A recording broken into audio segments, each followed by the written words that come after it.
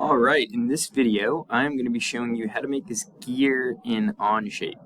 So you can see here that I've already used my ruler to come up with the necessary dimensions, and I'm going to use these dimensions to create the gear. So if you notice, there's really only one extrude height, so this is more practice doing some sketch tools. So we're going to use the center point rectangle, the center point circle, but then we're going to use the circular pattern as well. So get a little bit of practice with that. The only feature tool we're using here is the extrude. So let's go ahead and get started.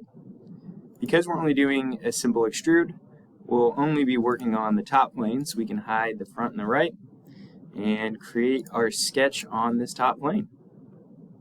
So the first thing that you should have noticed is that there are these spokes on the gear, and if you notice, they are actually kind of like rectangles. If you extend it across the center, it's really just a rectangle, and we can see that the rectangles, they're 13 plus 13, so that's 26, plus 20, so that's 46 millimeters long, and then they're 6 millimeters wide. So we're actually going to start by making those rectangles. They're 46 by 6, and then we'll move on to doing the circles.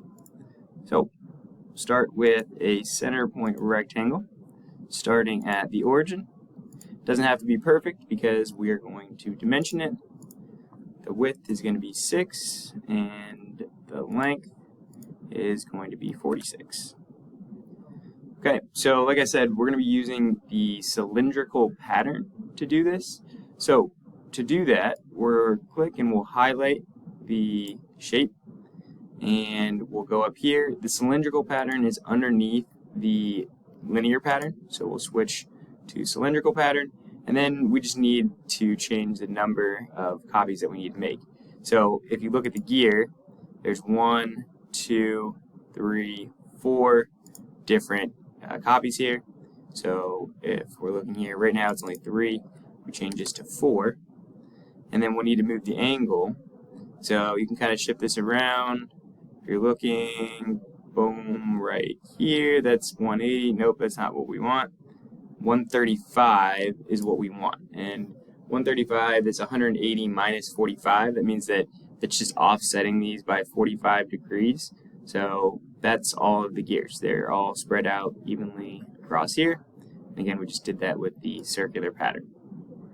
So we'll click out to confirm that, and the next thing we'll have to do is just create those circles. So the circles, pretty easy to create here. We have an inside circle that's 20 millimeters, and then if we look at the outside circle, it's 20 plus the 7 on this side plus the 7 on this side, so it's 20 plus 14, or 34. So we have a 20 and a 34 circle that need to be concentric with the origin. So we'll make the first one. This will be our 34. And then we'll do one more circle, again starting at the origin. This one will be 20. Alright, so then the last thing we need to do is just trim away everything, and then we can extrude. So we'll choose our trim tool. The shortcut is M, and we're really trimming out anything that is going to be getting in the way of a single extrude that we want to do.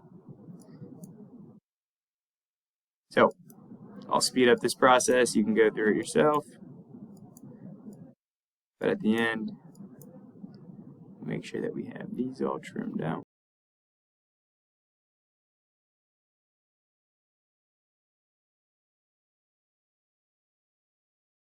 Alright, so now that we've got those all trimmed out, the last thing we have to do is just extrude this gear the correct height, which is 4 millimeters. So we'll extrude this here, 4 millimeters. Okay, that, and there's our gear. Alright, good luck practicing. We'll see you at the exam.